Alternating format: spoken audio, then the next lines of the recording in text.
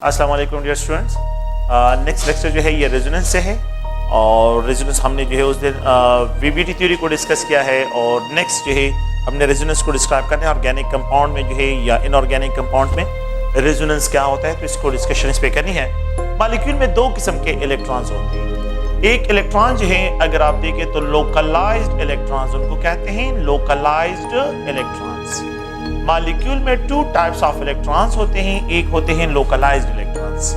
Localised electron ऐसे electrons को कहते हैं जिनमें हम इस तरह डिफाइन करते हैं उनको कि the type of electrons which are restricted between two nuclei. The type of electrons which are restricted, electrons which are restricted between two nuclei, restricted between two nuclei, between two nuclei. Such a type of electrons are called localized electron. इस electron को हम localized electron कहते हैं। The type of electrons which are restricted between two nuclei are called localized electron. तो इसकी जो example है तो all जो है आप लोगों के पास जितने भी सिग्मा बॉन्ड्स हैं, all sigma electrons are called localized electrons.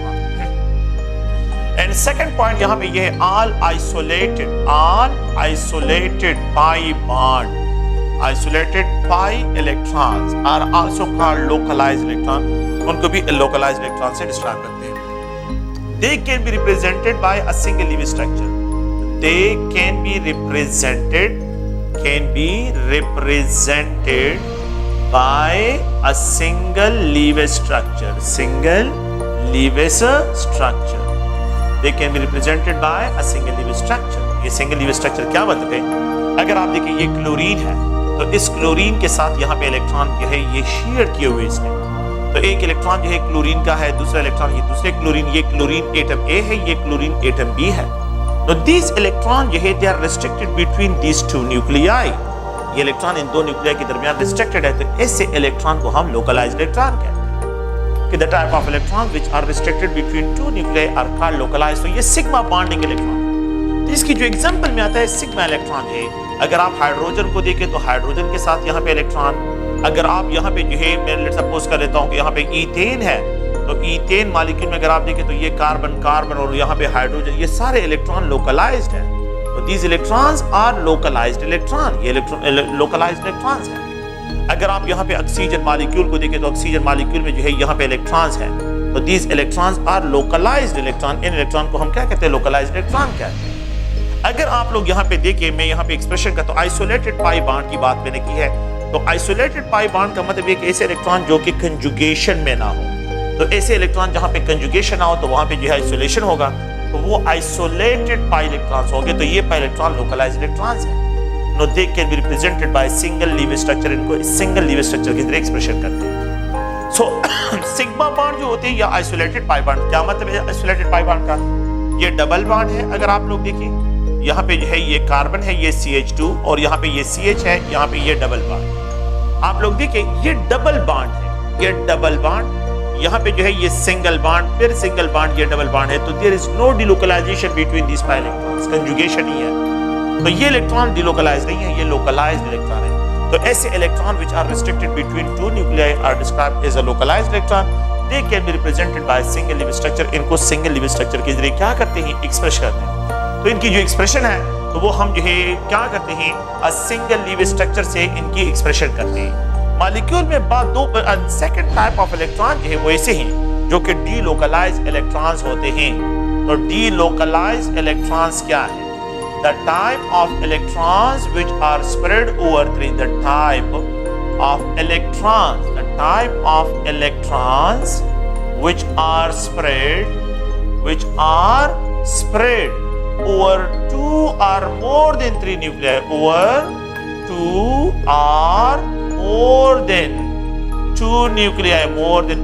बल्कि यहाँ पे जो है अगर आप लोग 2 से ज्यादा, क्योंकि 2 में भी पॉसिबिलिटी है, लेकिन अगर हम यहाँ पे जो है ओवर 3 जो है यहाँ पे लिख दे तो मेरे ख्याल में ये मोर जो है अगर आप लोग देखें सोफिस्टिकेटेड वर्ड इसके लिए 3 है कि the type of electron which are spread over 3 और मोर देन 3 न्यूक्लियाई।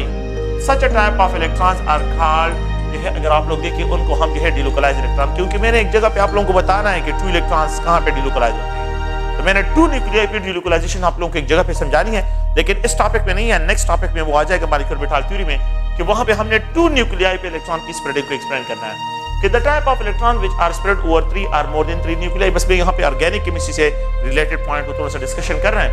तो over 3 or more than 3 nuclei, such a type of electrons are called delocalized electrons. They cannot be expressed by a single Lewis structure. They cannot be expressed. They cannot be expressed by a single Lewis structure. Single Lewis structure. They cannot be expressed by a single Lewis structure. They can be represented by more than one Lewis structure. They can be expressed. They can be represented by more than one Lewis structure. More than one Lewis structure. They can be represented by more than one Lewis structure. Such a type of structure are called resonating structure, canonical structure जो है ये word इसके लिए, contributing structure ये word इसके लिए use करते हैं। They cannot be expressed by a single Lewis structure. They can be represented by more than one. For example, if we have to write a Kikueul structure for a benzene, now this structure is Kikueul structure है, और यहाँ पे अगर आप लोग देखिए यहाँ पे जो है डबल बॉन्ड, यहाँ पे अगर आप लोग देखिए यहाँ पे ये सिंगल बॉन्ड, यहाँ पे जो है अगर आप लोग देखिए तो ये डबल बॉन्ड, यहाँ पे अगर आप लोग देखिए ये सिंगल बॉन्ड, यहाँ पे अगर आप देखिए ये डबल बॉन्ड, और यहाँ पे अगर आप लोग देखिए ये सिंगल बॉन्ड है। तो the system is conjugated system है। ये सिस्टम क्या है? कंजुगेटेड है। अगर हम यहाँ पे देखें तो यहाँ पे इलेक्ट्रॉन जो होते हैं उनको हम डिलोकलाइज रिप्रेजेंट करते हैं, कि जहाँ पे कंजुगेशन होते हैं तो वहाँ पे इलेक्ट्रॉन डिलोकलाइज। तो ये जो है Kikueul का स्ट्रक्चर है, Kikueul structure. The pi electron अब यहाँ पे है, द पाई इलेक्ट्रॉन अब यहाँ पे है, द पाई इलेक्ट्रॉन जो है अगर आप लोग देखें अब यहाँ पे है। तो अगर आप इन दो स्ट्रक्चर को देखें तो यहाँ पे they only differ from one another by the position of bond. ये पोजीशन ऑफ बॉन्ड पे इनसे डिफर कर रहे हैं। They can be only differ from one another by the position of bond. ये पोजीशन ऑफ बॉन्ड से इनसे ये डिफर कर रहे हैं। अगर आप लोग देखें मैं यहाँ पे ये A है, वो एटम A, ये atom B, carbon atom B, carbon atom C, carbon atom D, ये E है, और यहाँ पे जो है अगर आप लोग देखें ये F है, तो 6 कार्बन है और यहाँ पे इसकी पोजीशन। मैं इस तरह एक्सप्रेशन करता हूँ कि अगर आप लोग गौर से देखें कि यहाँ पे जो है अगर आप लोग बात करें, यहाँ पे ये A है, यहाँ पे ये B है, ये C है, ये D है, ये E है और ये F है। अगर आप लोग इस पॉइंट को थोड़ा सा गौर से देखें तो पोजीशन ऑफ एटम, यहाँ पे पोजीशन ऑफ एटम बिल्कुल वही है, यहाँ पे पोजीशन ऑफ B बिल्कुल यही है, पोजीशन ऑफ C यहाँ पे है, पोजीशन ऑफ D बिल्कुल पोजीशन सेम है, पोजीशन ऑफ E यहाँ पे पोजीशन ऑफ E है, यहाँ पे पोजीशन ऑफ F है, यहाँ पे पोजीशन ऑफ F है, बट दे डिफर। अगर आप देखें यहाँ पे डबल बॉन्ड है, लेकिन आप इस स्ट्रक्चर में देखिए यहाँ पे सिंगल बॉन्ड है। अगर आप यहाँ पे देखें तो यहाँ पे सिंगल बॉन्ड है, लेकिन अगर आप यहाँ पे देखें तो यहाँ पे ये डबल बॉन्ड है। अगर आप यहाँ पे देखें तो ये डबल बॉन्ड है, लेकिन अगर आप यहाँ पे देखें तो ये सिंगल बॉन्ड है। इसी तरह यहाँ पे डबल बॉन्ड, यहाँ पे सिंगल बॉन्ड, यहाँ पे सिंगल बॉन्ड, यहाँ पे अगर आप लोग देखें तो ये डबल बॉन्ड, यहाँ पे डबल बॉन्ड, यहाँ पे अगर आप लोग देखें तो ये सिंगल बॉन्ड है। तो they differ only from one another by the position of bond. The position of atom are remain same. Position of atom क्या है? वो remain same है। ऐसे structure which differ from one another by the position of electrons are called, ऐसे structure को हम resonating structure, ये word इसके लिए इस्तेमाल करते हैं, resonating structure। Such a type of structure are described as a resonating structure. Such a type of structures are also described as a contributing structure. इनको हम contributing structure भी कहते हैं। तो they are also described as a canonical structure जो है, इनको जो है अगर आप लोग देखें तो canonical structure से भी इनको रिप्रेजेंट करते हैं। तो canonical structure भी ये वर्ड भी इसके लिए इस्तेमाल करते हैं। Now these structure ये Kikueul structure है and they differ from one another by just only. So the type of electrons which are spread over 3 or more than 3 nuclei, such a type of electrons are called। तो एक Lewis structure ये है। अगर आप लोग देखें एक Lewis structure जो है ये है, और सेकंड Lewis स्ट्रक्चर जो है अगर आप देखें तो ये यहाँ पे ये है। तो एक Lewis स्ट्रक्चर इलेक्ट्रॉनिक स्ट्रक्चर भी हम कहते हैं कि एक इलेक्ट्रॉनिक स्ट्रक्चर ये है, और दूसरा इलेक्ट्रॉनिक स्ट्रक्चर जो है अगर आप लोग देखें तो यहाँ पे इसके लिए है। नेक्स्ट जो है अगर आप लोग गौर से देखें तो यहाँ पे जो है मैं इसके लिए डाइवर्स स्ट्रक्चर भी एक्सप्रेस करता हूँ। तो हम डाइवर्स स्ट्रक्चर को इस तरह एक्सप्रेशन करते हैं कि लेट्स सपोज जो है अगर ये मेरे पास Kikueul स्ट्रक्चर है और इस Kikueul स्ट्रक्चर को अगर हम लेते हैं तो तो यहाँ पे इलेक्ट्रॉन्स है। अगर आप लोग देखें यहाँ पे इलेक्ट्रॉन्स है, यहाँ पे इलेक्ट्रॉन शेयर्ड है। एक इलेक्ट्रॉन में यहाँ पे है, यहाँ पे इलेक्ट्रॉन, यहाँ पे इलेक्ट्रॉन, यहाँ पे इलेक्ट्रॉन्स है। अगर ये क्या करते हैं, एक इलेक्ट्रॉन ये कंट्रीब्यूट करे और एक इलेक्ट्रॉन ये कंट्रीब्यूट करे, ये इलेक्ट्रॉन यहाँ पे हो, ये इलेक्ट्रॉन यहाँ पे हो, तो डेवर स्ट्रक्चर के क्यूल से जब बनता है तो आप लोग देखिए यहाँ पे डबल बॉन्ड, यहाँ पे डबल बॉन्ड, और ये जो दो इलेक्ट्रॉन यहाँ पे कनेक्टेड है so they are converted into sigma bond. ये सिग्मा बॉन्ड फॉर्म में अपीयर होते हैं। अगर आप देखें तो अब यहाँ पे बॉन्ड बन रहा है। यहाँ पे क्या है, यहाँ पे बॉन्ड इस एटम और इस एटम के दरमियान, ये A है, ये B है, ये C है, ये D है, ये E है और ये F है। अगर आप स्ट्रक्चर को देखें तो यहाँ पे ये A है, ये B है, ये C है, ये D है, ये E है और ये F है। तो द पोजीशन ऑफ एटम में मैंने कोई गड़बड़ेशन नहीं की है। पोजीशन ऑफ एटम ये है, पोजीशन ऑफ एटम ये है, पोजीशन ऑफ एटम बिल्कुल भी पोजीशन ऑफ, लेकिन यहाँ पे double bond between the BC है, लेकिन यहाँ पे ये B जो है कनेक्ट है विद द E के साथ, जो है ये कनेक्टेड है। No this structure is called Dewar structure. इस स्ट्रक्चर को हम क्या कहते हैं, डेवर स्ट्रक्चर जो है। अगर आप लोग देखें तो इसके लिए बिल्कुल इस तरह भी बन सकता है। यहाँ पे भी आप लोगों के पास डेवर स्ट्रक्चर जो होते हैं, तो अगर मैं इसकी जो है इलेक्ट्रॉन को स्प्रेड करता हूँ तो ये यहाँ पे भी बन सकता है।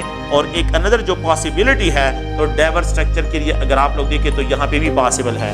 तो ये भी एक डेवर स्ट्रक्चर है और ये भी रेजोनेटिंग स्ट्रक्चर को एक्सप्रेशन करते हैं। तो this structure is known as Lewis structure, जो है कि क्यूल स्ट्रक्चर है। ये क्या है कि क्यूल स्ट्रक्चर है, लेकिन मैंने तो आप लोग को ये बताया कि leave structure means electronic resonating structure. No these are the resonating structure of the benzene, लेकिन in the form of Dewar structures है। This structure is a Kekule structure है। ये क्या है कि क्यूल स्ट्रक्चर जो है, इनको जो है डिस्क्राइब करते हैं कि ये क्यूल स्ट्रक्चर है। ये भी क्यूल स्ट्रक्चर है। और ये जो स्ट्रक्चर्स हैं, ये जो है अगर आप लोग देखें तो ओवरऑल हम क्या एक्सप्रेशन करते हैं, ओवरऑल हम ये एक्सप्रेशन करते हैं कि benzene is a weighted average of all these resonating structure and this structure is called Robinson structure. This structure is known as Robinson. So the actual structure of the benzene is described as a Robinson structure. हम आते हैं मतलब क्या है कि what is meant by resonance। तो जहाँ पे इलेक्ट्रॉन्स जो है क्या होते हैं, डिलोकलाइज होते हैं। The type of electron which are spread over 3 or more than 3 nuclei, so they cannot be expressed by a single structure. They can be represented। इस तरह भी एक्सप्रेशन करते हैं, इस तरह भी एक्सप्रेशन, और इनका सबका जो वेटेड एवरेज होगा वो ये रोबेंसन स्ट्रक्चर है, जो कि actual structure of the benzene describe होता है, जिसमें ये बेंजीन के लिए अगर आप लोग देखें loop of electron, a closed loop of electron, मैंने इलेक्ट्रॉन को क्या लिखा है, ये लूप फॉर्म में। इसका मतलब ये कि ये इलेक्ट्रॉन जो है पूरे इस रिंग स्ट्रक्चर में स्प्रेड है, इस पूरे रिंग स्ट्रक्चर में जो है ये स्प्रेड है। तो ये लूप ऑफ इलेक्ट्रॉन जो है पूरे इलेक्ट्रॉन 6 इलेक्ट्रॉन जो है इस बेंजीन रिंग पे जो है यहाँ पे ये स्प्रेडिंग है। तो can not be expressed by single Lewis structure, they can be represented bye more than one leave structure. एक लीव स्ट्रक्चर ये है, दूसरा लीव स्ट्रक्चर ये है, एक लीव स्ट्रक्चर ये है, दूसरा लीव स्ट्रक्चर ये है, अनदर लीव स्ट्रक्चर ये है। They are only different from one another by the position of electron. A molecular structure phenomena that cannot be explained through a single leaf structure. A molecular structure phenomena that cannot be explained by a single leaf structure is known as resonance phenomena. इसको हम क्या कहते हैं, resonance phenomena से describe करते हैं। तो अगर आप लोग देखें तो resonance जो है, resonance क्या है, a molecular structure phenomena that cannot be explained, molecular structural phenomena, molecular structural phenomena that cannot be explained, phenomena that cannot be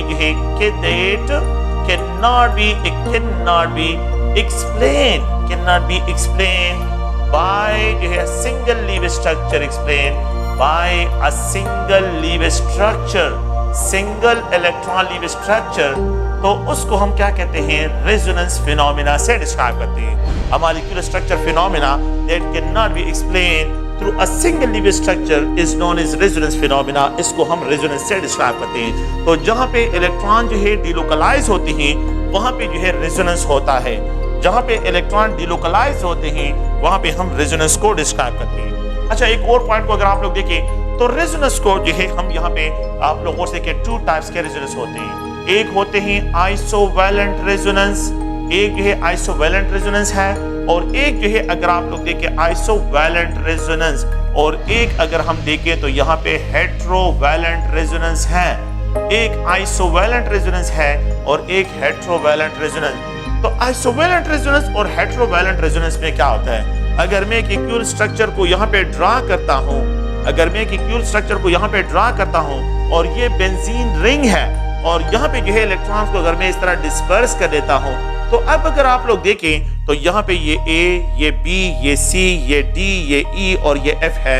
यहाँ पे ये A, B, C, D, E और ये F जो है मैं इसकी एब्रीविएशन करता हूँ। यहाँ पे सिंगल बॉन्ड है, यहाँ पे डबल बॉन्ड है, यहाँ पे जो है डबल बॉन्ड, यहाँ पे सिंगल बॉन्ड, यहाँ पे double bond, single bond, double bond, यहाँ पे सिंगल बॉन्ड, डबल बॉन्ड, यहाँ पे सिंगल बॉन्ड, डबल बॉन्ड, यहाँ पे सिंगल। लेकिन ओवरऑल क्या है, इसमें 3 पाई बॉन्ड्स अगर आप देखें तो ये डिलोकलाइज है और इसमें भी 3 पाई बॉन्ड डिलोकलाइज है।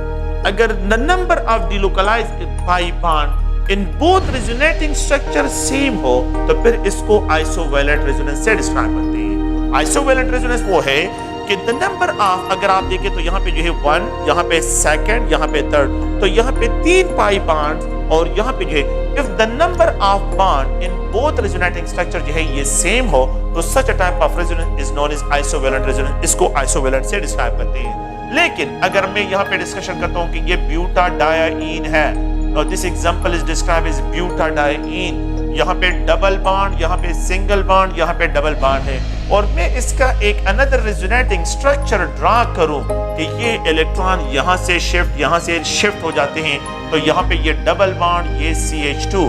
अगर आप देखिए इलेक्ट्रॉन यहाँ पे आ गए तो नेगेटिव, इलेक्ट्रॉन यहाँ से चले गए हैं तो positive. No this structure is known as charge separating structure, इसको चार्ज सेपरेटिंग स्ट्रक्चर कहते हैं। आप देखें ये A एटम है, ये B है, ये C है, ये D है, बिल्कुल द सेम, ये A, ये B, ये C और ये D, then position of atom remain same. यहाँ पे अगर आप लोग देखें तो 2 पाई बॉन्ड इस मॉलिक्यूल में है और अगर आप इसके ये रेजोनेटिंग स्ट्रक्चर देखें तो इसमें a single pi bond present है। Such a type of resonance where the number of bonds between the two resonating structure different हो, so it is called heterovalent resonance, इसको heterovalent resonance से describe करते हैं। So the type of resonance where the number of bonds between the two resonating structure are different, it is called heterovalent. And the type of resonance where the number of bonds between the two resonating structure are same हो are called isovalent resonance, इसको isovalent resonance से describe करते हैं। तो अगर आप लोग देखें रेजोनेंस जो है आप लोग को ये 2 टाइप जो है इसके रेजोनेंस होते हैं। अच्छा, अगर आप लोग देखिए आप लोगों को किस तरह पता चलेगा कि कौन सी जगह पे जो है रेजोनेंस हो रहा है, कौन सी जगह पे इलेक्ट्रॉन डिलोकलाइज है, तो आप लोगों ने बहुत केयरफुली देखना है। और इसमें जो है अगर आप लोग देखिए मैं आप लोगों को एक लिस्ट यहाँ पे लिखता हूँ और ये लिस्ट जो है जहाँ पे भी होगा तो वहां पे आप लोगों के पास इलेक्ट्रॉन जो है ये डिलोकलाइज्ड होंगे। तो पहला पॉइंट ये है कि अगर आप लोग देखें ये कार्बन है और यहाँ पे ये डबल बॉन्ड, यहाँ पे ये कार्बन है और ये डबल बॉन्ड है, तो अगर आप देखें तो डबल बॉन्ड हो, सिंगल बॉन्ड हो, डबल बॉन्ड, इस तरह के सिस्टम को देखें कि जहाँ पे double bond, single bond, double bond position हो, इस सिस्टम में इलेक्ट्रॉन जो है क्या होंगे, डिलोकलाइज इलेक्ट्रॉन होंगे। तो आप लोग वो ज़हन में रखें कि एक पॉइंट ये है कि जिन मॉलिक्यूल में double bond, single bond, double bond arrangement होता है तो ऐसी मॉलिक्यूल में इलेक्ट्रॉन डिलोकलाइज होंगे। अगर आप लोग देखें यहाँ पे जो है ये कार्बन कार्बन ट्रिपल बॉन्ड और यहाँ पे जो है ये कार्बन है और ये ट्रिपल बॉन्ड है, मैं यहाँ पे ट्रिपल बॉन्ड, सिंगल बॉन्ड बिल्कुल अल्टरनेट हो तो ये भी कंजुगेटेड है और यहाँ पे भी इलेक्ट्रॉन डिलोकलाइज होंगे। अगर ये सिचुएशन ना हो तो आप ये सिचुएशन देखें कि ट्रिपल बॉन्ड फिर सिंगल बॉन्ड फिर ट्रिपल बॉन्ड हो तो यहाँ पे भी इलेक्ट्रॉन डिलोकलाइज है। द थर्ड वन अगर आप लोग देखें तो यहाँ पे जो है ये डबल बॉन्ड है कार्बन का और यहाँ पे ये कार्बन कार्बन ट्रिपल बॉन्ड है, तो ये डबल बॉन्ड, सिंगल बॉन्ड या triple bond, single bond, double bond अगर आप लोग देखते हैं। सो द थर्ड पॉइंट ये है कि अगर double bond, single bond, triple bond हो तो यहाँ पे भी इलेक्ट्रॉन डिलोकलाइज है। ट्रिपल बॉन्ड यहाँ पे कंजुगेशन है, ये भी कंजुगेटेड मॉलिक्यूल है, ये भी कंजुगेटेड है और यहाँ पे ये भी कंजुगेशन, इसमें भी कंजुगेशन होगा। तो जहाँ पे कंजुगेशन होगा तो double bond, single bond, double bond, triple bond, single bond, triple bond, double bond, single bond, triple bond, यहाँ पे जो है सिस्टम क्या होगा, ये कंजुगेटेड होगा।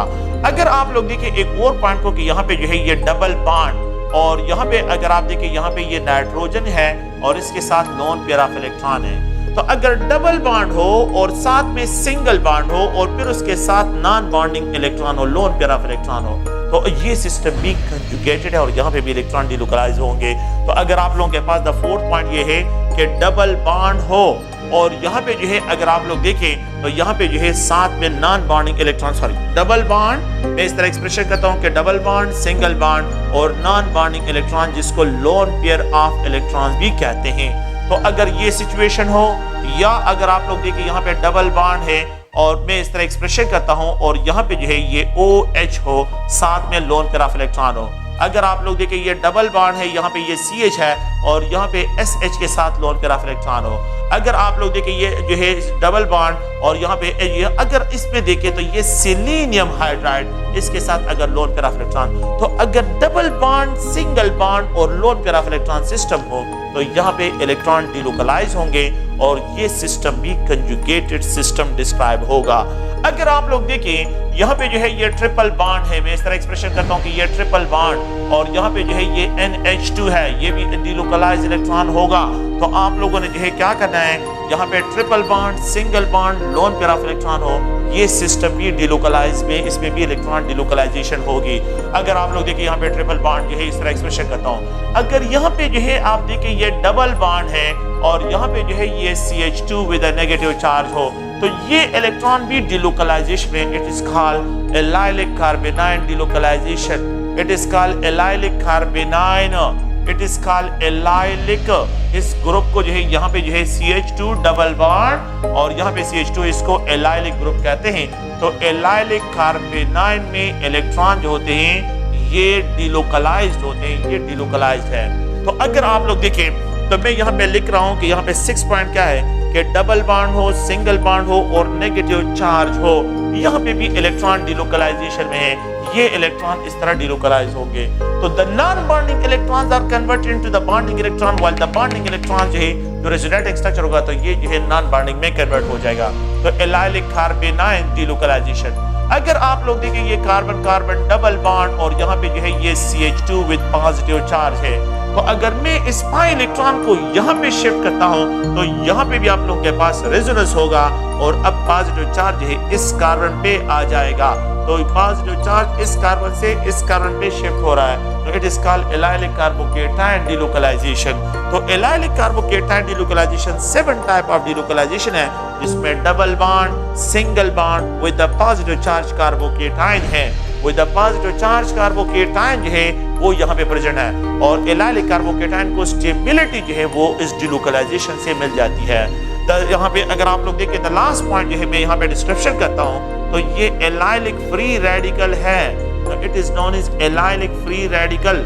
यहाँ पे एक इलेक्ट्रॉन और यहाँ पे जो है अगर आप लोगों के पास 2 इलेक्ट्रॉन्स है तो ये एक इलेक्ट्रॉन ये प्रोवाइड करते, एक इलेक्ट्रॉन ये प्रोवाइड करते, ये इलेक्ट्रॉन यहाँ पे, तो इसको एलाइलिक फ्री रेडिकल जो है अगर आप लोग देखें तो यहाँ पे ये सिंगल बॉन्ड, यहाँ पे जो है ये डबल बॉन्ड और यहाँ पे डबल बॉन्ड यहाँ पे आ जाता है, इन दोनों के दरमियान डबल बॉन्ड और यहाँ पे अ सिंगल इलेक्ट्रॉन। तो पहले अ सिंगल इलेक्ट्रॉन इस कार्बन पे था और अब सिंगल इलेक्ट्रॉन इसका, it is called allylic free radical डिलो। तो 8 जो है double bond, single bond with the free radical electron के फ्री इलेक्ट्रॉन्स आप लोगों के पास कार्बन पे प्रेजेंट हो तो यहाँ पे भी डिलोकलाइजेशन होगी।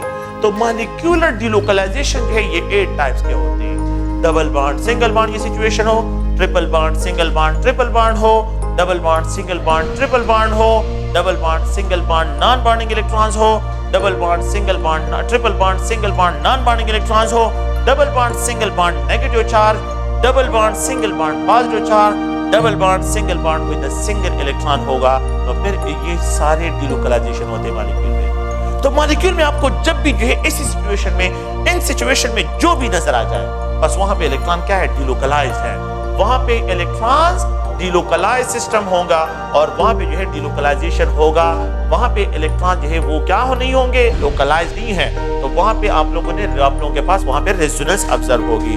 तो रेजोनेंस जो है कि जहां पे इलेक्ट्रॉन डिलोकलाइज होते हैं, डिलोकलाइज सिस्टम में जो है रेजोनेंस ऑब्जर्व होता है, डिलोकलाइज सिस्टम में रेजोनेंस जो है ये ऑब्जर्व होता है। तो delocalisation of electron is responsible. अच्छा, एक और पॉइंट की तरफ अब आते हैं।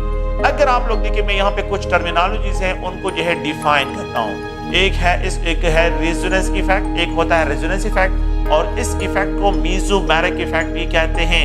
It is also described as a mesomeric effect. एक होता है रेजोनेंस इफेक्ट और इसको जो है मीजोमेरिक इफेक्ट भी कहते हैं। तो what is mean by mesomeric effect और रेजोनेंस इफेक्ट है? ये बेंजीन रिंग है।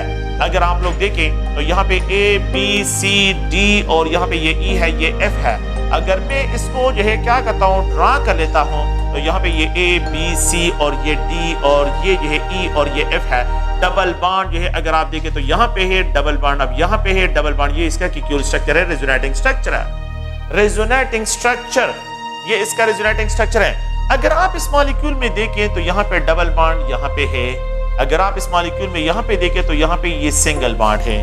द डिक्रीज, यहाँ पे इलेक्ट्रॉन डेंसिटी ज्यादा, यहाँ पे इलेक्ट्रॉन डेंसिटी कम है। यहाँ पे इलेक्ट्रॉन डेंसिटी ज्यादा, यहाँ पे इलेक्ट्रॉन डेंसिटी कम है। The decrease of electron density at one point, एक पॉइंट पे इलेक्ट्रॉन डेंसिटी का कम होना, यहाँ पे कम हो रहा है, यहाँ पे पहले ज्यादा, अब यहाँ पे कम है। अगर आप देखें तो यहाँ पे सिंगल बॉन्ड है, यहाँ पे डबल बॉन्ड है। तो एक पॉइंट पे इलेक्ट्रॉन डेंसिटी का कम होना और the corresponding increase of electron density at another point is called resonance effect, is called mesomeric effect. So the decrease of electron density, the decrease of electron density, decrease of electron density at one point and the corresponding increase of electron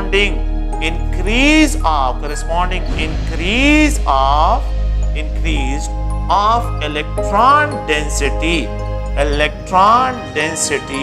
at another position or point is called resonance effect, इसको हम क्या कहते हैं, resonance effect से describe करते हैं। एक point पे इलेक्ट्रॉन डेंसिटी का कम होना, दूसरे पॉइंट पे इलेक्ट्रॉन डेंसिटी का इंक्रीज होना, एक पॉइंट पे इलेक्ट्रॉन डेंसिटी का कम होना और दूसरे पॉइंट पे इलेक्ट्रॉन डेंसिटी का जो है ये इंक्रीज होना, दिस इफेक्ट इज कॉल्ड, इस इफेक्ट को हम क्या कहते हैं, रेजोनेंस इफेक्ट कहते हैं। So the decrease of electron density at one point and the corresponding increase of electron density at another point is called resonance effect or it is also called mesomeric effect. इसको हम क्या कहते हैं, mesomeric effect भी कहते हैं। तो this effect is also called mesomeric effect, इसको mesomeric effect भी कहते हैं।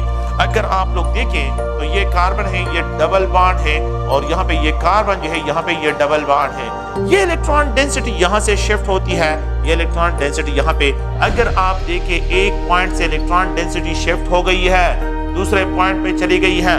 इलेक्ट्रॉन डेंसिटी एक पॉइंट से शिफ्ट हुई है और दूसरे पॉइंट पे, तो जहां से इलेक्ट्रॉन चले गए हैं वहां पे पॉजिटिव चार्ज, जहां पे इलेक्ट्रॉन शिफ्ट हुए हैं वहां पे मल्टीपल बॉन्ड, जहां से इलेक्ट्रॉन चले गए वहां पे सिंगल बॉन्ड, जहां पे इलेक्ट्रॉन शिफ्ट हुए हैं वहां पे नेगेटिव चार्ज आ रहा है। तो ये मॉलिक्यूल न्यूट्रल है, न्यूट्रल एटम, लेकिन ये पॉजिटिव चार्ज, ये न्यूट्रल, ये नेगेटिव चार्ज है। अगर आप इन दोनों स्ट्रक्चर को देखें, द पोजीशन ऑफ एटम, तो the decrease of electron density at one point and, यहाँ पे देखिए यहाँ पे इलेक्ट्रॉन डेंसिटी कम हो गई है, यहाँ पे पाई इलेक्ट्रॉन, अब यहाँ पे सिंगल बॉन्ड, यहाँ पे डबल बॉन्ड, तो यहाँ पे इलेक्ट्रॉन डेंसिटी ज्यादा हो गई। यहाँ पे पाई इलेक्ट्रॉन डेंसिटी कम, लेकिन इस कारण पे इलेक्ट्रॉन डेंसिटी ज्यादा हो गई है। सो एक पॉइंट पे इलेक्ट्रॉन डेंसिटी का कम होना और दूसरे पॉइंट पे it is called resonance effect, it is called mesomeric effect. तो जहां पे अगर आप लोग देखें, जहां पे भी आप लोगों के पास रेजोनेंस होगा वहां पे जो है आप लोग प्लीज याद रखें, वहां पे रेजोनेंस इफेक्ट भी होगा, मेसोमेरिक इफेक्ट भी जो है वहां पे डिस्क्राइब करेंगे।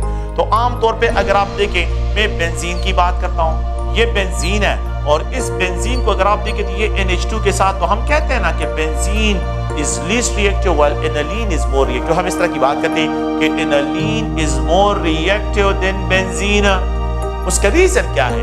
उसका रीजन ये है, अगर आप देखें मैंने अभी आप लोगों को ये सिस्टम बता दिया है कि यहाँ पे तो सिर्फ 6 इलेक्ट्रॉन क्या है, डिलोकलाइज है, लेकिन अब ये लोन पेयर ऑफ इलेक्ट्रॉन जो यहाँ पे प्रेजेंट है, ये जो lone pair of electron nitrogen के, तो अभी मैंने जो सिस्टम आपको लिखा है उस सिस्टम को अगर आप लोग देखें, मैंने ये लिखा है कि ये कार्बन कार्बन डबल बॉन्ड हो और ये NH2 है, तो यहाँ पे lone pair of electron double bond, single bond और लोन पेयर ऑफ इलेक्ट्रॉन है, ये कंजुगेटेड है। तो अगर आप देखें बिल्कुल ये यही सिचुएशन है। अगर मैं इस स्ट्रक्चर को इस तरह लिखूं, अगर आप लोग देखें तो ये NH2 हो गया, ये NH2, यहाँ पे ये सिंगल बॉन्ड और ये कार्बन है, ये एक कार्बन हो गया, ये एक कार्बन है अगर आप देखें, और यहाँ पे जो है ये CH2 में डबल बॉन्ड की एक्सप्रेशन करो। अगर आप ये सिचुएशन देखें, इस सिचुएशन को अगर आप लोग देखें तो यहाँ पे जो है बिल्कुल यही है कि non bonding electron single bond, double bond, non bonding electron, single bond, double bond. अगर आप देखें तो ये बिल्कुल, तो ये इलेक्ट्रॉन क्या होंगे, यहाँ पे डिलोकलाइजेशन में इन्वॉल्व होंगे। बिल्कुल द सेम सिचुएशन, ये इलेक्ट्रॉन यहाँ पे शिफ्ट करते हैं, ये इलेक्ट्रॉन यहाँ पे जो है हम डिस्क्राइब करते हैं कि रेजोनेंस में electron are in delocalisation. The lone pair of electrons of the nitrogen are in delocalization with the benzene ring. ये बेंजीन रिंग के साथ जो है डिलोकलाइज होते हैं और यहाँ पे इलेक्ट्रॉन डेंसिटी को इंक्रीज कर लेते हैं। जब इलेक्ट्रॉन डेंसिटी यहाँ पे ज्यादा हो जाती है तो बेंजीन गुड न्यूक्लियोफाइल बन जाता है और इलेक्ट्रोफाइल पे आसानी के साथ टारगेट करता है और इलेक्ट्रोफिलिक सब्स्टिट्यूशन जो है वो आसानी के साथ हो जाती है। तो खैर मेरा मतलब यहाँ पे क्या है कि एक पॉइंट पे इलेक्ट्रॉन डेंसिटी का कम होना और दूसरे पॉइंट पे इलेक्ट्रॉन डेंसिटी का जो है इंक्रीज होना, इस इफेक्ट को हम रेजोनेंस इफेक्ट से डिस्क्राइब करते हैं। अच्छा, तो यहाँ पे अगर आप लोगों के बुक में देखें तो उसमें हमने जो है डिस्कशन करी है ओजोन है। ओजोन मैं यहाँ पे एक्सप्रेशन करता हूँ कि ये एटम है ऑक्सीजन का और ये एटम जो है अगर आप लोग देखें ये भी ऑक्सीजन एटम का है। यहाँ पे इस ओजोन पे, इस स्ट्रक्चर पे लोन पेयर ऑफ इलेक्ट्रॉन भी है लेकिन इसमें पॉजिटिव चार्ज क्योंकि इसमें कोऑर्डिनेट कोवेलेंट बॉन्ड में इन्वॉल्व है। अच्छा, अगर आप लोग देखें तो यहाँ पे 2 इलेक्ट्रॉन्स हैं, यहाँ पे 2 इलेक्ट्रॉन्स हैं और यहाँ पे जो है 2 इलेक्ट्रॉन्स यहाँ पे प्रेजेंट है। अगर मैं इन इलेक्ट्रॉन को डिस्पर्स करता हूँ तो ये electron non bonding electron bonding में कन्वर्ट हो जाते हैं। तो ऑक्सीजन 4 बॉन्ड नहीं बनाता, 3 बना सकते हैं लेकिन 4 नहीं बनाता है, तो ये इलेक्ट्रॉन यहाँ पे शिफ्ट हो जाएंगे। तो अब अगर आप इसको देखें तो इसका जो रेजोनेटिंग स्ट्रक्चर होगा, इसका जो रेजोनेटिंग स्ट्रक्चर है तो यहाँ पे लोन पेयर ऑफ इलेक्ट्रॉन, ये पॉजिटिव चार्ज, और अगर आप देखें तो ये ऑक्सीजन है। इस ऑक्सीजन पे इलेक्ट्रॉन डेंसिटी ज्यादा हो जाएगी, इलेक्ट्रॉन 2 इलेक्ट्रॉन इसकी तरफ शिफ्ट हो गए तो अब ये नेगेटिव चार्ज हो जाएगा और ये ऑक्सीजन जो है अगर आप लोग देखें नेगेटिव चार्ज से जो है ये न्यूट्रल हो जाएगा। तो ऑक्सीजन जो है ये न्यूट्रल, आप देखें यहाँ पे ये नेगेटिव चार्ज, ये न्यूट्रल है और ये पॉजिटिव चार्ज है, ये ऑक्सीजन पॉजिटिव चार्ज है। ऑक्सीजन एटम ए, इसको अगर मैं लेता हूं एटम ए है, ये एटम बी है, ये एटम सी है, ये यहाँ पे न्यूट्रल है, ये चार्ज है और ये नेगेटिव चार्ज है। अब अगर आप लोग देखें, अब ये जो ए एटम है इस स्ट्रक्चर में अगर आप देखें तो ये नेगेटिव चार्ज है और ये बी जो है अगर आप लोग देखें तो ये बी जो है वही चार्ज है, पॉजिटिव चार्ज है और ये अगर आप लोग देखें तो ये न्यूट्रल हो गया है। तो यहाँ पे इसके साथ 2 lone pair of electrons. Overall आप देखें इस ऑक्सीजन के साथ कितने इलेक्ट्रॉन है, 4 इलेक्ट्रॉन, 1 2 3 4 इलेक्ट्रॉन्स है। इस ऑक्सीजन के साथ 1 2 3 4 और ये 5 6 है, इसके साथ 6 इलेक्ट्रॉन। इसके साथ कितने इलेक्ट्रॉन है, 2 इलेक्ट्रॉन्स हैं, 4 2 6 इलेक्ट्रॉन। अब यहाँ पे आ जाए, अब यहाँ पे 1 2 3 4 5 6, अब इसके साथ 6 इलेक्ट्रॉन है, इसके साथ वही 2 इलेक्ट्रॉन है, इसके साथ आप इन दोनों को देखें ना, यहाँ पे जो है बिल्कुल position of atom remain same but they differ from one another by just only the position of electron. पहले इसके साथ 6 इलेक्ट्रॉन थे, अभी इसके साथ 6 इलेक्ट्रॉन है, यहाँ पे 2, यहाँ पे 2 और यहाँ पे जो है अगर आप लोग देखें तो ये जो है क्या है, ये रेजोनेटिंग स्ट्रक्चर है किस चीज के, ओजोन के। ओजोन आप लोगों के बुक में लिखा है 2 रेजोनेटिंग स्ट्रक्चर है। अगर आप लोग देखें तो यहाँ पे ये न्यूट्रल एटम है, यहाँ पे ये पॉजिटिव है और यहाँ पे जो है ये नेगेटिव एटम है। तो ऑक्सीजन 3 एटम्स है, ये 3 ऑक्सीजन है। एक ऑक्सीजन को मैं इस तरह एक्सप्रेशन करता हूँ कि ये एक ऑक्सीजन एटम ए है, यहाँ पे ऑक्सीजन एटम जो है अगर आप लोग देखें ऑक्सीजन एटम बी है और यहाँ पे जो है अगर आप देखें तो ऑक्सीजन एटम सी है। इस रेजोनेटिंग स्ट्रक्चर में ये न्यूट्रल है, ये पॉजिटिव और यहाँ पे, और इस रेजोनेटिंग स्ट्रक्चर में क्या है, अगर आप इस रेजोनेटिंग स्ट्रक्चर में देखें तो यहाँ पे ये नेगेटिव, ये पॉजिटिव और वो जो है न्यूट्रल एटम है। तो एक रेजोनेटिंग स्ट्रक्चर ये हो गया और सेकंड रेजोनेटिंग स्ट्रक्चर ये है। आप लोग देखें बुक में तो ये लिखा है लेकिन बस जनरली आप लोगों ने अपनी बुक को ज्यादा फॉलो करना है, लेकिन इसके रेजोनेटिंग स्ट्रक्चर और भी है। अगर आप देखें तो ये ऑक्सीजन है और ये ऑक्सीजन, यहाँ पे oxygen with the negative charge, इसके साथ इलेक्ट्रॉन्स है और यहाँ पे जो है अगर आप देखें तो ये पॉजिटिव चार्ज। रेजोनेंस में चार्जेस को सारे जो है क्या करते हैं, ये जो एलिमेंट्स होते हैं ये इसी के साथ शेयर करते हैं। आप लोग और से लेके मैं एक और रेजोनेटिंग स्ट्रक्चर इसका ड्रा करता हूँ। अगर मैं इसका एक और रेजोनेटिंग स्ट्रक्चर, इलेक्ट्रॉन यहाँ से शिफ्ट हो गए इस ऑक्सीजन पे, तो मैंने इलेक्ट्रॉन को शिफ्ट कर लिया तो ये ऑक्सीजन जो है, ये जो ऑक्सीजन है, ये ऑक्सीजन न्यूट्रल हो जाता है क्योंकि अब इसने कोऑर्डिनेट कोवेलेंट बॉन्ड को खत्म कर, इसके साथ 2 लोन पेयर ऑफ इलेक्ट्रॉन। और अगर आप इस ऑक्सीजन को देखें तो इसके साथ इलेक्ट्रॉन जो है यहाँ पे प्रेजेंट है और ये नेगेटिव चार्ज है। और अगर आप इलेक्ट्रॉन यहाँ से शिफ्ट हो गए हैं अगर जहां से इलेक्ट्रॉन शिफ्ट हो जाए तो वो ऑक्सीजन कौन सा चार्ज रिक्वायर करेगा? पॉजिटिव चार्ज रिक्वायर करेगा। अगर आप इस स्ट्रक्चर को देखें तो मैं इसको एक्सप्रेशन करता हूं कि ये एटम ए है, एटम ए, ये एटम बी है, सेंट्रल एटम, और ये एटम सी है। अब देखिए ये पॉजिटिव चार्ज ए पे आ गया है, बी जो है न्यूट्रल हो गया है, और सी क्या है? ये नेगेटिव चार्ज हो गया। ये थर्ड रेजोनेटिंग स्ट्रक्चर है। The third resonating structure, A positive, यहाँ पे बी जो है न्यूट्रल, और सी क्या है? वो नेगेटिव चार्ज आप लोगों के पास बन रहा है। तो ये थर्ड जो है इसका रेजोनेटिंग स्ट्रक्चर है। आप देखें तो यहाँ पे नेगेटिव, ये न्यूट्रल, ये नेगेटिव, ये पॉजिटिव, ये पॉजिटिव, ये न्यूट्रल, ये नेगेटिव, ये नेगेटिव, ये पॉजिटिव। अगर आप देखें तो ये इसका थर्ड रेजोनेटिंग स्ट्रक्चर है। अगर आप इनको देखें, एक और पॉइंट यह मैं इस तरह एक्सप्रेशन करता हूं, तो यहाँ पे अगर आप लोग गौर से देखें एक और रेजोनेटिंग स्ट्रक्चर, वो रेजोनेटिंग स्ट्रक्चर क्या है? ये इलेक्ट्रॉन यहाँ पे शिफ्ट हो जाए। अगर ये इलेक्ट्रॉन यहाँ पे शिफ्ट हो जाते हैं तो दूसरा रेजोनेटिंग स्ट्रक्चर, ये ऑक्सीजन है, इसके साथ lone pair of electron, lone pair of electron, यहाँ पे ऑक्सीजन जो है, यहाँ पे इसके साथ इलेक्ट्रॉन, और यहाँ पे इस ऑक्सीजन ए को अगर आप लोग देखें तो यहाँ पे इलेक्ट्रॉन, ये ए है, ये बी है, ये सी है। अब देखें ये न्यूट्रल है, अब यहाँ पे ये नेगेटिव है, और यहाँ पे जो है ये क्या है? इससे इलेक्ट्रॉन चले गए हैं तो ये पॉजिटिव चार्ज रिक्वायर करेगा। अब ये पॉजिटिव चार्ज रिक्वायर करेगा। तो द फोर्थ रेजोनेटिंग स्ट्रक्चर जो है क्या है? कि ये नेगेटिव, ये जो है अगर आप देखिए ये न्यूट्रल, और यहाँ पे जो है अगर आप देखिए तो ये पॉजिटिव है। But they differ from one another by just only the position of electrons. They just only differ from one another by the position of electrons. एक दूसरे बॉन्ड पे एक दूसरे डिफर करते हैं। तो ये स्ट्रक्चर को अगर आप देखें तो ये दूसरा, अब सी पे पॉजिटिव चार्ज, यहाँ पे ए पे पॉजिटिव चार्ज, यहाँ पे बी पे पॉजिटिव चार्ज, यहाँ पे बी पे पॉजिटिव चार्ज है। तो ये एलिमेंट्स क्या करते हैं? जो रेजोनेटिंग इलेक्ट्रॉन्स होते हैं, तो ये आप याद रखें, ये पॉजिटिव चार्ज को भी शेयर करते हैं और ये नेगेटिव चार्ज इलेक्ट्रॉन को भी स्प्रेड करते हैं, एक दूसरे के साथ शेयर करते हैं। और जितना ये स्प्रेड करते हैं इस चार्जेस को, इतनी ज्यादा स्टेबिलिटी टू द मॉलिक्यूल मिलती है, मॉलिक्यूल इतना स्टेबल होता जाता है। ओके, द लास्ट पॉइंट गौर से सुने। अब इंटरेस्टिंग पॉइंट ये है कि यहाँ पे ये ऑक्सीजन एटम, ये ऑक्सीजन एटम, और यहाँ पे ये ऑक्सीजन एटम है, इस पे पॉजिटिव चार्ज है, और यहाँ पे ये ऑक्सीजन एटम है और ये नेगेटिव चार्ज है, ये इसके साथ इलेक्ट्रॉन ज्यादा है। अगर आप इस पॉइंट को गौर से देखें, ये नेगेटिव ऑक्सीजन, ये पॉजिटिव ऑक्सीजन, तो क्या ये दोनों एक दूसरे के साथ कंबाइन हो सकते हैं? अगर ये दोनों एक दूसरे के साथ कंबाइन हो जाए तो आप लोग देखिए ये ऑक्सीजन नेगेटिव और पॉजिटिव एक दूसरे के साथ कंबाइन हो जाए। यहाँ पे भी दो इलेक्ट्रॉन, यहाँ पे भी दो पेयर ऑफ इलेक्ट्रॉन्स, यहाँ पे भी दो पेयर ऑफ इलेक्ट्रॉन्स। अब किसी पे भी पॉजिटिव चार्ज नहीं होगा, ये भी न्यूट्रल होगा, ये भी न्यूट्रल है और ये भी न्यूट्रल है। So the fifth one resonating structure of ozone neutral है।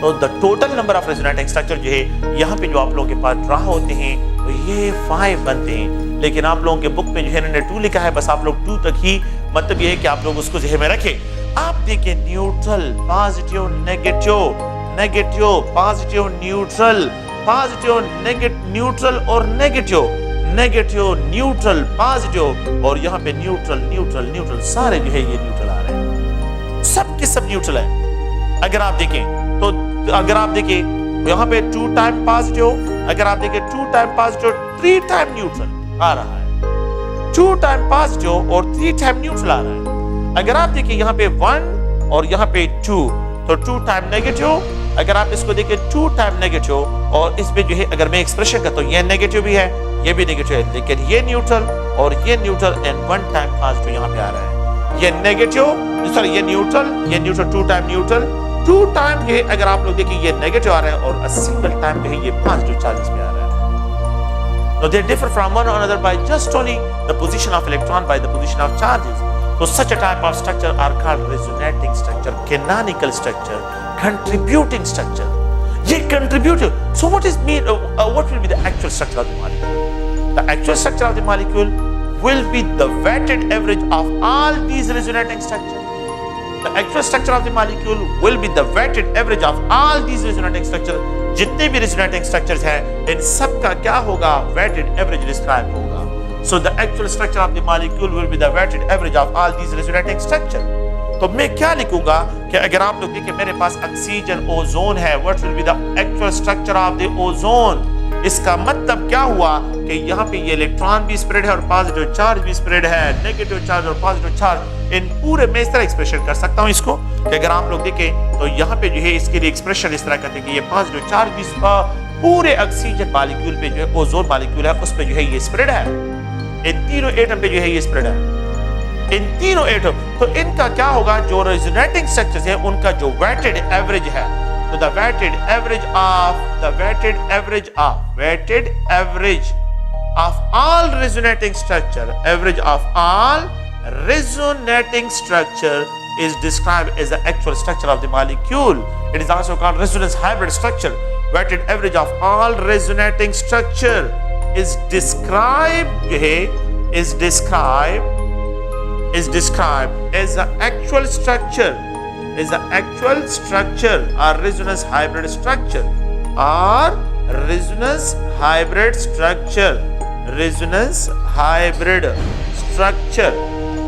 So the weighted average of all resonating structure are described as a resonance hybrid structure. The weighted average of all resonating structure is described as a actual structure or resonance hybrid structure जो है इनको describe करती है। So आप लोगों ने please यह में रखना है, अगर आप लोग देखिए ये कार्बोनेट्स हैं तो कार्बोनेट्स में बिल्कुल आसान सी पॉइंट्स हैं, ये इलेक्ट्रॉन्स है, यहाँ पे इलेक्ट्रॉन्स है, ये इलेक्ट्रॉन्स अगर आप देखें तो यहाँ पे इलेक्ट्रॉन्स है, तो these electrons are delocalized क्योंकि डबल बॉन्ड, सिंगल बॉन्ड और यहाँ पे जो है नॉन बॉन्डिंग इलेक्ट्रॉन्स हैं, तो द इलेक्ट्रॉन्स आर डिलोकलाइज्ड, ये इलेक्ट्रॉन डिलोकलाइज है ना, यहाँ से भी डिलोकलाइजेशन है, यहाँ से भी डिलोकलाइजेशन है। तो हम क्या करते हैं कि जो कार्बोनेट्स का जो वेटेड एवरेज होता है, the weighted average of carbonates, अगर आप लोग देखें तो हम इसके लिए क्या एक्सप्रेशन करेंगे कि ये इलेक्ट्रॉन यहाँ पे भी स्प्रेड है, ये इलेक्ट्रॉन यहाँ पे भी स्प्रेड है और ये इलेक्ट्रॉन इन तीनों अगर आप देखें बल्कि टोटल 4 एटम्स हैं इन सब पे जो है ये स्प्रेड है। So the weighted average will be described, the resonating structure जो है जितने भी resonating structure है उनका जो weighted average होगा वो actual structure जो है describe होगा। अगर आप लोग सल्फर ट्राइऑक्साइड को देखिए इस पॉइंट को, सल्फर ट्राइऑक्साइड में यहाँ पे इलेक्ट्रॉन्स, यहाँ पे इलेक्ट्रॉन्स, यहाँ पे इलेक्ट्रॉन, तो these electrons are delocalized, इस साइड से भी है इलेक्ट्रॉन, यहाँ से भी delocalized है। तो मैं ओवरऑल जो है जब weighted average structure लिखता हूँ सल्फर ट्राइऑक्साइड के लिए, तो ये ऑक्सीजन है, ये ऑक्सीजन है और ये ऑक्सीजन है, तो मैं क्या लिखूंगा कि the weighted average of all resonating structure, ये यहाँ पे इस तरह एक्सप्रेशन करते हैं इसको डॉटेड लाइन से। डॉटेड लाइन ये एक्सप्रेशन करता है कि ये इलेक्ट्रॉन जो है यहाँ पे डिलोकलाइज सिस्टम है, यहाँ पे इलेक्ट्रॉन लोकलाइज नहीं है, डिलोकलाइज इलेक्ट्रॉन्स हैं। So the weighted average of all resonating structure are described as a resonance hybrid structure or actual structure of the molecule. Say, okay, resonance imparts stability to the molecule. Resonance imparts stability. Resonance imparts stability to the molecule. Stability to molecules. जो भी molecules होते हैं तो उनको क्या करते हैं, ये जो है stability impart करता है। तो क्या मतलब है, अगर आप लोगों को मैं एक आसान एग्जांपल के जरिए इस तरह एक्सप्लेन करता हूं कि ये बेंजीन है और इस बेंजीन की जो है रेजोनेंस एनर्जी को फाइंड आउट करते हैं, तो अगर आप लोग गौर से देखें, ये मैं पहले जो है थोड़ा सा इस तरह डिस्कशन करता हूं कि ये कार्बन कार्बन डबल बॉन्ड है। अगर मैं इसकी कैटालिटिक हाइड्रोजनेशन करता हूं, सेकेंड ईयर में आप लोगों ने पढ़ा होगा, अगर मैं इसकी कैटालिटिक हाइड्रोजनेशन करता हूं, मैंने ऑलरेडी इसको जो है वहां पे डिस्कस भी किया है, अगर मैं इसकी कैटालिटिक हाइड्रोजनेशन करता हूं तो it is converted into alkane, ये ईथेन में कन्वर्ट होता है। अगर मैं इसकी कैटालिटिक हाइड्रोजनेशन करता हूं, अगर ये 1 मोल है तो 1 मोल ऑफ हाइड्रोजनेशन, तो the energy will be 120 kilo joule per mole है।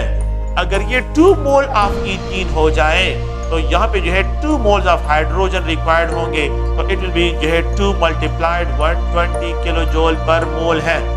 अगर आप लोग देखिए यहाँ पे 3 मोल्स ऑफ जो है अल्केन है, 3 मोल्स ऑफ अल्केन, तो यहाँ पे 3 moles of hydrogen, it will be converted into ethane और यहाँ पे 3 मल्टीप्लाइड 120 किलो जूल पर मोल इसकी एनर्जी होगी, कैटालिटिक हाइड्रोजनेशन एनर्जी। तो मैं ये एक्सपेक्ट कर रहा हूँ कि बेंजीन है और ये बेंजीन में 3 डबल बॉन्ड है। लेट्स सपोज अगर ये इलेक्ट्रॉन डिलोकलाइज नहीं है तो मैं यहाँ पे क्या करता हूँ, इसकी कैटालिटिक हाइड्रोजनेशन करता हूँ, मैं एक्सपेक्ट कर रहा हूँ कि साइक्लोहेक्सेन बन जाएगा और यहाँ पे 360 किलो जूल पर मोल इसकी कैटालिटिक हाइड्रोजनेशन होगी, लेकिन एक्चुअली इस तरह नहीं है। तो मैं क्या करता हूँ, यहाँ पे इसके लिए एक एनर्जी प्रोफाइल डायग्राम हम वो डिस्कशन करते हैं, हमने पहले भी इसको डिस्कशन की है इस पे कि अगर ये बेंजीन है, बेंजीन साइक्लोहेक्साट्राइन है, तो यहाँ पे हाइड्रोजनेशन करते हैं तो साइक्लोहेक्सेन बन जाएगा और यहाँ पे जो है 360 किलो जूल पर मोल जो है एक्सपेक्टेड एनर्जी है। ये क्या है, एक्सपेक्टेड एनर्जी है। एक्सपेक्टेड एनर्जी ये है लेकिन जब मैं क्या करता हूं, बेंजीन की कैटालिटिक हाइड्रोजनेशन करता हूं, इससे साइक्लोहेक्सेन तो बन जाता है, लेकिन एनर्जी 360 की बजाय जो है यहाँ पे ये 208 किलो जूल पर मोल एनर्जी होती है। अच्छा, इन दोनों में डिफरेंस को अगर आप लोग देखें तो इसमें जो है इस मॉलिक्यूल की एनर्जी ज्यादा और यहाँ पे इस मॉलिक्यूल की एनर्जी कम है। 152 किलो जूल पर मोल यहाँ पे ये डिफरेंस है। 152 किलो जूल पर मोल यहाँ पे डिफरेंस आ रहा है। Now this energy is described as the resonance energy. इसको हम क्या डिस्क्राइब करते हैं? Resonance energy of benzene. ये बेंजीन की रेजोनेंस एनर्जी है, याद रखना है आप लोगों ने। बेंजीन की रेजोनेंस एनर्जी जो है ये 152 किलो जूल पर मोल है। 152 किलो जूल पर मोल जो है ये बेंजीन की क्या है? ये रेजोनेंस एनर्जी है। आप लोगों ने पढ़ा होगा कि एक मॉलिक्यूल है और ये मॉलिक्यूल प्रोडक्ट में कन्वर्ट हो रहा है। अगर ये मॉलिक्यूल और इस प्रोडक्ट की एनर्जी, इन दोनों के दरमियान एनर्जी का गैप ज्यादा होता है, इसका मतलब रिएक्टेंट हाईली अनस्टेबल है और प्रोडक्ट मोर स्टेबल है। अगर ये एनर्जी गैप बहुत ज्यादा है, रिएक्टर और प्रोडक्ट के दरमियान एनर्जी, ये एनर्जी है, इस साइड पे क्या है? एनर्जी है अगर रिएक्टर और प्रोडक्ट के दरमियान। लेकिन अगर आप लोग देखें, अगर मेरे पास ये सिचुएशन हो कि रिएक्टेंट है और यहाँ पे ये प्रोडक्ट है, ये रिएक्टेंट और ये प्रोडक्ट है, ये रिएक्टेंट की एनर्जी ये है और प्रोडक्ट की एनर्जी ये है, यहाँ पे एनर्जी गैप कम हो तो हम कहते हैं रिएक्टेंट भी स्टेबिलिटी के करीब है। रिएक्टेंट स्टेबल है, प्रोडक्ट मोर स्टेबल है। लेकिन रिएक्टेंट क्या है वो मेरे पास जो है यहाँ पे, मैं यहाँ पे जो आइडिया है वो आप लोगों को जो है, तो देखें कि जितना ज्यादा the difference of energy between the reactant and product होगा, ये मोर एक्सोथर्मिक होगा, मोर स्टेबल प्रोडक्ट बनेगा और अनस्टेबल रिएक्टेंट हाईली अनस्टेबल है। मैं यही कंडीशन है यहाँ पे बेंजीन के लिए कि रेजोनेंस क्या करते हैं? Impart stability to the molecule. Resonance impart करता है स्टेबिलिटी टू द मॉलिक्यूल।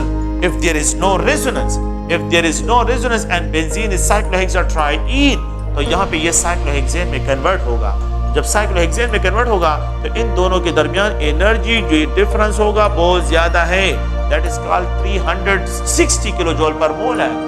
लेकिन जब में बेंजीन में रेजोनेंस है तो ये रेजोनेंस क्या करता है? इसको स्टेबिलिटी इम्पार्ट करता है। अगर आप लोग देखें तो यहाँ पे जो है मैं एक दूसरा डायग्राम इसी सीक्वेंस में ड्रा करता हूँ और इस डायग्राम को अगर आप लोग देखें तो यहाँ पे जो है ये बेंजीन है, बेंजीन साइक्लोहेक्साट्राईन की बाद जगह जो है ये बेंजीन है और यहाँ पे जो है ये साइक्लोहेक्सेन है। तो अब ये बेंजीन है और ये साइक्लोहेक्सेन है, इन दोनों के दरमियान एनर्जी गैप जो है वो कम है। Reduction in energy mean stability. Resonance, electron जब रेजोनेंस में होते हैं तो यहाँ पे इस मॉलिक्यूल की एनर्जी ज्यादा, इस मॉलिक्यूल की एनर्जी कितनी ज्यादा है? इस मॉलिक्यूल की एनर्जी 300 में एक्सपेक्टेड कर रहा हूं 360 है और यहाँ पे मेरे पास एनर्जी कितनी आ रही है? 208। इट मींस इन दोनों के दरमियान जो डिफरेंस है वो 152 है। तो दिस एनर्जी जो है, जो लो रिडक्शन एनर्जी कौन लेके आ रहा है? ये रेजोनेंस के जरिए आ रहा है। रिडक्शन इन एनर्जी, तो this energy is called resonance energy of benzene. इसको रेजोनेंस एनर्जी ऑफ बेंजीन कहते हैं and it is also described as a resonance stabilisation of energy. ये स्टेबलाइजेशन एनर्जी भी इसको कहते हैं। तो स्टेबिलिटी है ना, तो स्टेबलाइजेशन एनर्जी भी इसको डिस्क्राइब करते हैं। तो resonance stabilisation energy, it is also described as a resonance stabilisation 152 kilo joule. तो benzene is 152 kilo joule per mole more stable than the cyclohexatriene. तो resonance impart stability to the molecule. Resonance जो है molecule को stability impart करता है, ये आप लोगों ने अपने ज़हन में रखना है। मैंने आप लोगों को बेंजीन रिंग के स्ट्रक्चर में जो है ऑलरेडी रेजोनेंस को डिस्कस भी किया है और ये उसकी सिर्फ रिपीटिशन यहाँ पे अगर आप लोगों को याद हो तो हमने जो है इसको ऑलरेडी डिस्क्राइब किया हुआ है। नेक्स्ट जो है अगर हम जाते हैं तो वैलेंस बॉन्ड थ्योरी की तरफ आते हैं। Valence bond theory, valence shell, अगर आप लोग देखें इससे पहले हमने valence shell electron pair repulsion theory को डिस्कस कर लिया और नेक्स्ट जो है हम वैलेंस बॉन्ड थ्योरी की तरफ आते हैं कि वैलेंस बॉन्ड थ्योरी क्या है। तो अकॉर्डिंग टू दिस थ्योरी कि वैलेंस शेल में जो अनपेयर्ड इलेक्ट्रॉन्स होते हैं, द अनपेयर्ड इलेक्ट्रॉन्स में डायरेक्टली इसके जो सीधा बातें हैं उनको डिस्कशन करता हूँ। The unpaired electron present in the valence shell, present in valence shell. Valence shell में जो है अगर आप लोग देखें the number of unpaired electrons present होते हैं, the unpaired electron present in the valence shell are responsible for the bond formation. Responsible, तो यहाँ पे जो है ये रिस्पांसिबल होते हैं for the bond formation. For the bond formation. ये पहला पॉइंट है कि the unpaired electron present in the valence shell और से देखिए for the bond are responsible for the bond formation. The number of unpaired electron, जितने number of unpaired electron, the number of unpaired electron, the number of unpaired electrons, the number of unpaired electrons, the unpaired electrons, please यहाँ पे जो है आप लोग electrons को mention करें। the number of unpaired electrons present in the valence shell, present in valence shell, the same number of bonds are formed by the central atom, or formed by the element, एक element के valence shell में जितने unpaired electron होंगे इतने ही वो bond बनाएगा। अगर उसके वैलेंस शेल में एक अनपेयर्ड इलेक्ट्रॉन है तो एक बॉन्ड बनाएगा, अगर उसके वैलेंस शेल में दो अनपेयर्ड इलेक्ट्रॉन है तो दो बॉन्ड बनाएगा, अगर उसके वैलेंस शेल में तीन अनपेयर्ड इलेक्ट्रॉन है तो तीन बॉन्ड बनाएगा, अगर वैलेंस शेल में 5 अनपेयर्ड इलेक्ट्रॉन है 5 बॉन्ड बनाएगा। This is according to the valence bond theory. Valence bond theory में जो है अगर आप लोग देखें तो यहाँ पे दो किस्म की बॉन्ड्स की कि ये हेड ऑन ओवरलैपिंग है कि टू टाइप्स ऑफ बॉन्ड्स की formation, two types of bonds are form during the combination form by the overlapping of orbitals की ओवरलैपिंग में valence shell two types of bond are form by the overlapping of orbitals. एक होते हैं sigma bonds, the type of bonds, और यहाँ पे जो है the type of bond form by linear combination, अच्छा लीनियर कॉम्बिनेशन का मतलब यहाँ पे ये है कि आप लोग गौर से देखिए अलोंग एक्स एक्सिस हो, linear combination of atomic orbitals हो AO, तो ये A orbitals है, atomic orbitals है। So the type of bond formed by the linear combination of atomic orbital, or the type of bond formed by the head-on overlapping of atomic orbitals are also called sigma bond। इनको भी sigma bonds कहते हैं। The type of bond where the electron density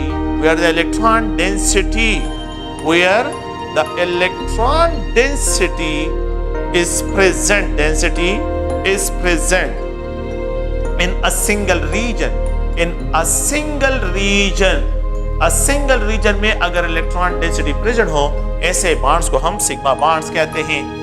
so the type of bond देखिए, अगर ये s orbital है और दूसरे s ऑर्बिटल के साथ हाइड्रोजन का 1s1 और दूसरे हाइड्रोजन का 1s1 एक दूसरे के साथ ओवरलैप करते हैं तो ss ओवरलैप से सिग्मा बॉन्ड बनता है।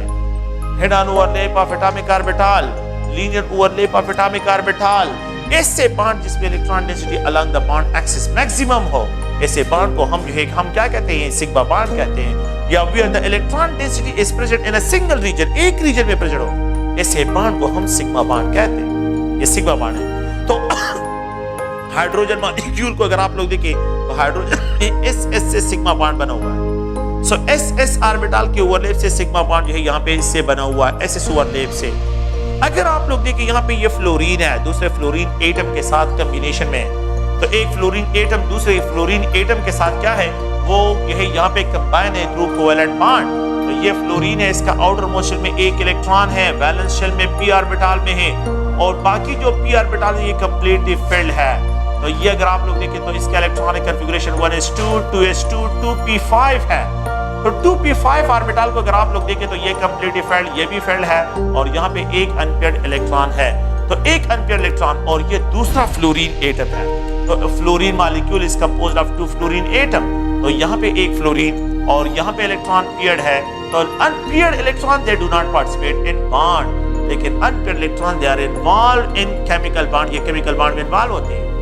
और यहाँ पे जो है सिग्मा बॉन्ड। तो FF के में अगर आप लोग देखिए ओवरलैप जो है ये PP ऑर्बिटल के ओवरलैप से बना हुआ है, linear overlapping of atomic orbital. तो यहाँ पे आप लोगों के पास, तो ये याद रखिए कि जब बॉन्ड बन जाता है तो फिर यहाँ पे इलेक्ट्रॉन्स क्या होंगे, ये स्पिन पेयर्ड होंगे। जब यहाँ पे बॉन्ड बन जाता है इलेक्ट्रॉन स्पिन पेयर्ड होंगे और यहाँ पे अगर आप देखें स्पेन पेयर्ड इलेक्ट्रॉन, तो आप लोगों ने याद रखना है पॉली एक्सक्लूजन प्रिंसिपल को यहाँ पे जहन में रखना है। तो ये F में जो है फ्लोरीन में जो है PP ओवरलैप से सिग्मा बॉन्ड बना हुआ है। अगर आप लोग देखिए एक और मॉलिक्यूल को मैं यहाँ पे लिखता हूँ कि यहाँ पे यह HCl है, या जो है अगर आप लोग देखिए HF है, तो यहाँ पे जो बॉन्ड बना हुआ है तो it is due to the overlap of s orbital of hydrogen with the p orbital of fluorine. तो s orbital of hydrogen and p orbital of fluorine की कॉम्बिनेशन से जो है यहाँ पे बॉन्ड बना हुआ है। तो अगर आप लोग देखिए ये हाइड्रोजन है और ये फ्लोरीन है। अच्छा, हाइड्रोजन का s ऑर्बिटल के साथ एक इलेक्ट्रॉन है, और यहाँ पे अगर आप लोग देखिए फ्लोरीन एटम में एक अनपेयर्ड इलेक्ट्रॉन है, और ये बाकी ऑर्बिटल जो इसके हैं तो ये कंप्लीटली फिल्ड है। ये फ्लोरीन एटम का p ऑर्बिटल इस s ऑर्बिटल के करीब आता है, तो एक दूसरे के साथ ओवरलैप कर लेते हैं। तो जब एक दूसरे के साथ, तो इसको sp ओवरलैपिंग कहते हैं। s ऑर्बिटल और p ऑर्बिटल sp ओवरलैपिंग से सिग्मा बॉन्ड बना हुआ है। तो यहाँ पे s और p ओवरलैपिंग से, तो फ्लोरीन और HF में तो यहाँ पे जो है sp ओवरलैप से सिग्मा बॉन्ड बना हुआ है। में जनरल ट्रेंड ये है कि the type of sigma bond that is thermodynamically more stable, the type of sigma bond that is thermodynamically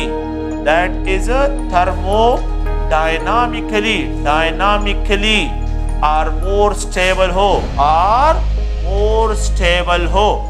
तो अगर आप are more stable A, B, C, D, अगर आप लोग देखिए SS ओवरलैप से, PP ओवरलैप से, और यहाँ पे जो है SP ओवरलैप से, याद रखें कि यहाँ पे जो है ट्रेंड क्या है, SS overlap is more strengthen bond than the SP overlap, ये more stable than the PP overlap.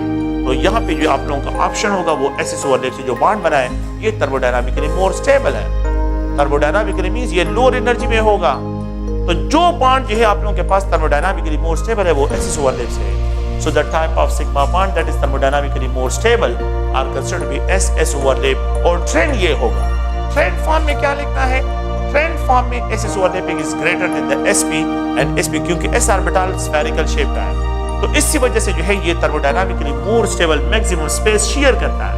तो इसी वजह से आप लोगों ने याद रखना है, हम जो यहाँ पे डिस्कशन करेंगे इस पे, तो वो ये है कि SP ओवरलैप जो है ये स्ट्रॉन्गर है, और ये मोर S और S ओवरलैप ये मोर स्ट्रेंथन बॉन्ड जो है बनाएगा।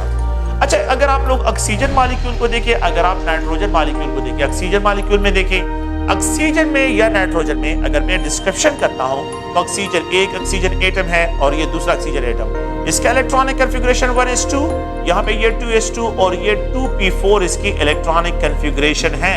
ये एक ऑक्सीजन एटम था।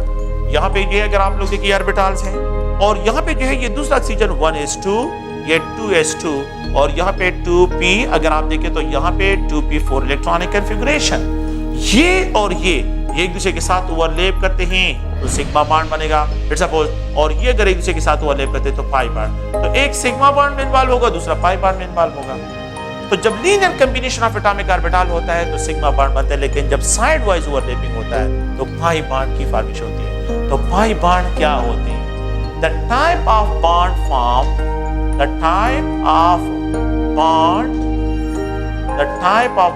Form, the type of bond formed by sidewise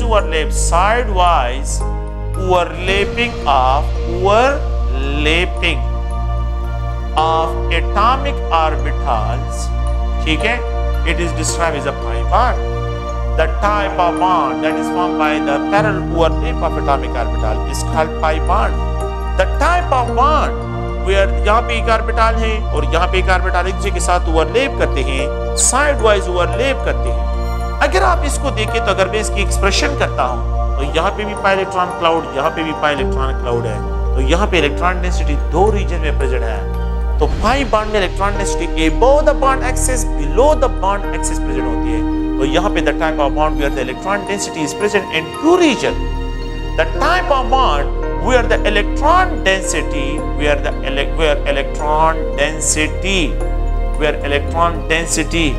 present in two